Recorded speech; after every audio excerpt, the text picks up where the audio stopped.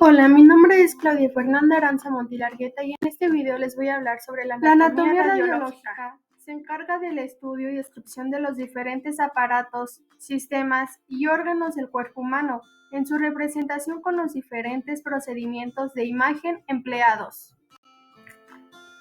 La anatomía radiológica es una herramienta fundamental en la medicina moderna, ya que proporciona una visión no invasiva y en tiempo real del interior del cuerpo humano. Las imágenes radiológicas permiten visualizar órganos, tejidos, huesos, vasos sanguíneos y otras estructuras anatómicas, lo que ayuda a los médicos a realizar diagnósticos precisos, planificar tratamientos y evaluar la respuesta a la terapia.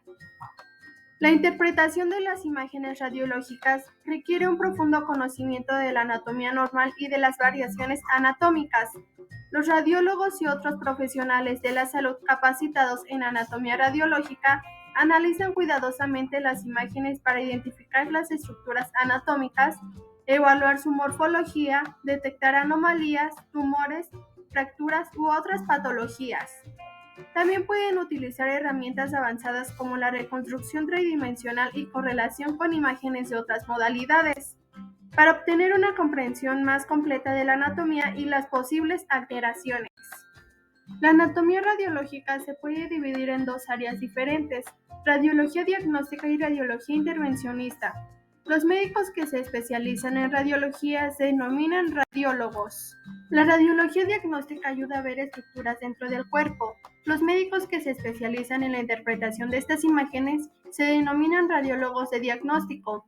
Mediante estas imágenes, el radiólogo u otros médicos con frecuencia pueden diagnosticar la causa de sus síntomas, vigilar que también está respondiendo el cuerpo a un tratamiento que está recibiendo para una enfermedad o afección, detectar diferentes enfermedades. Radiología intervencionista. Los radiólogos intervencionistas son médicos que utilizan imágenes tales como tomografía computarizada, ecografía, resonancia magnética para ayudar a guiar los procedimientos. Las imágenes son útiles al introducir catéteres, alambres y otros instrumentos y herramientas pequeñas en su cuerpo. Esto particularmente se considera para incisiones pequeñas. Pueden usar esta tecnología para detectar o tratar afecciones en casi cualquier parte del cuerpo, en lugar de mirar directamente dentro de su cuerpo a través de un endoscopio o una cirugía abierta. Algunas de las técnicas empleadas son: radiografía. La radiografía es la base del diagnóstico por imagen. Los rayos X se producen por un tubo de rayos X, mediante electrones que chocan sobre una placa metálica. Entre las características de las de rayos X importantes para la imagen diagnóstica, se incluyen el número de fotones usados y la distribución de energía entre esos fotones. Para formar un rayo X, se debe de emplear un dispositivo que caliente un cátodo a temperatura elevada, y el calor hará que los electrones se separen del cátodo y luego del ánodo. A través del tubo de vacío se atraerá los electrones a una gran velocidad. En la imagen se muestra cómo funcionan los rayos X. Ecografía. Un transductor situado sobre la superficie de la piel o de la mucosa endoluminal de un paciente emite pulsos de sonido de alta frecuencia y los ecos de retorno se convierten en píxeles brillantes en una imagen de video. La velocidad de creación de imágenes en la ecografía es suficientemente rápida para verse en tiempo real. Utiliza ondas de sonido de alta frecuencia para producir imágenes de los órganos internos. Las ondas sonoras envían y rebotan cuando alcanzan los órganos. Un dispositivo denominado transductor convierte las ondas sonoras en imágenes. Las ondas de sonido resuenan de forma distinta cuando rebotan en tejido anormal y en tejido sano. Medicina nuclear. La medicina nuclear utiliza radioisótopos inestables, emisores de radiación ionizante, que están unidos a sustancias farmacológicas que influyen en su distribución biológica. El patrón o la distribución de la radiación gamma emitida se detecta habitualmente mediante una gamma cámara. Por regla general, las gammagrafías proporcionan información funcional, pero no ofrecen una resolución espacial alta. La medicina nuclear es una especialidad médica que utiliza radiotrazadores para evaluar las funciones corporales y para diagnosticar y tratar enfermedades. Cámaras especialmente diseñadas permiten rastrear la ruta de estos radiotrazadores.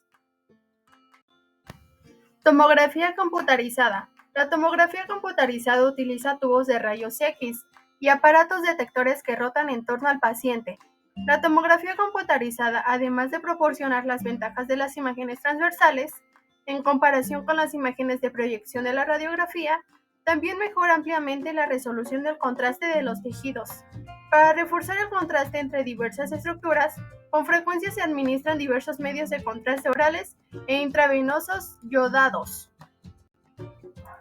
A diferencia de una radiografía convencional, que utiliza un tubo fijo de rayos X, un escáner de tomografía computarizada utiliza una fuente motorizada de rayos X, que gira alrededor de la abertura circular de una estructura en forma de rosca llamada gantry. Resonancia magnética. Las imágenes por resonancia magnética son una técnica de obtención de imágenes médicas que utilizan un campo magnético y ondas de radio generadas por computadora para crear imágenes detalladas de los órganos y de los tejidos del cuerpo. La mayoría de los aparatos de resonancia magnética son grandes imanes con forma de tubo. Cuando te recuestas dentro de un aparato de resonancia magnética, el campo magnético realinea temporalmente las moléculas de agua de tu cuerpo. Las ondas de radio hacen que los átomos alineados produzcan señales muy débiles, que se usan para crear imágenes transversales de resonancia magnética. A continuación se presentará una práctica de un caso clínico: secuestro pulmonar. El secuestro pulmonar es una anomalía frecuente que consiste en un segmento de parénquima pulmonar no funcionante, que no presenta comunicación con el árbol traqueobronquial y recibe aporte vascular de una arteria aberrante sistemática.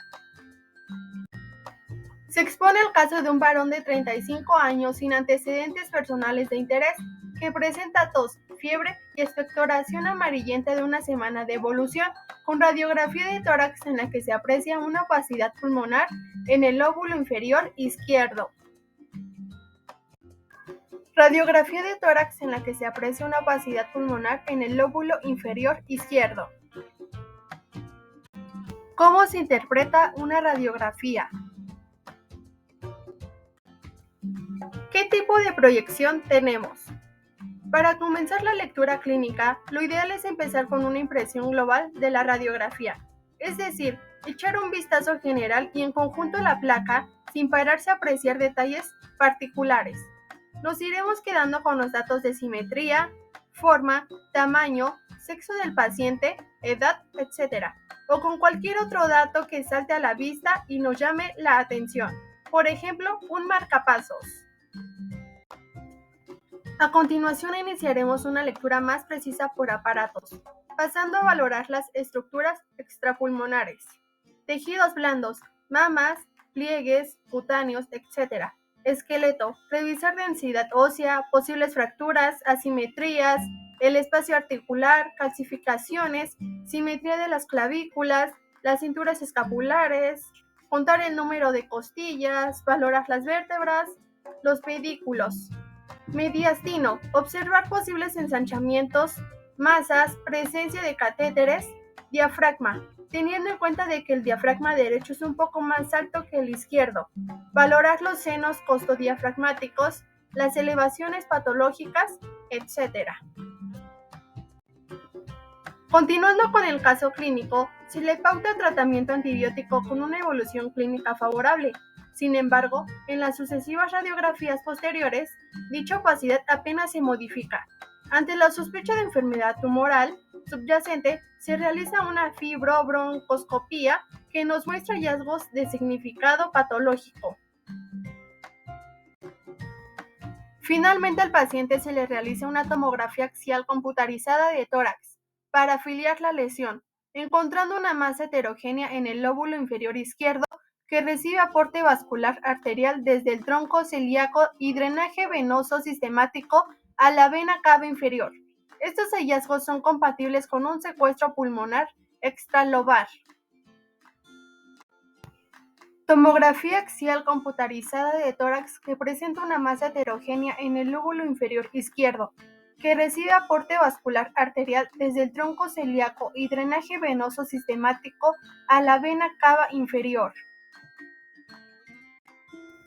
El tratamiento de elección en la actualidad es el quirúrgico, el cual resulta curativo y se asocia a una mínima morbilidad. Por otro lado, la embolización con coils puede ser una buena opción terapéutica en casos seleccionados. Por lo tanto, cuando se nos presenta un paciente joven con una opacidad pulmonar en la radiografía de tórax que persiste en el tiempo, debemos incluir dentro de nuestro diagnóstico diferencial el secuestro pulmonar y reconocer que esta entidad puede asociarse además a otras malformaciones.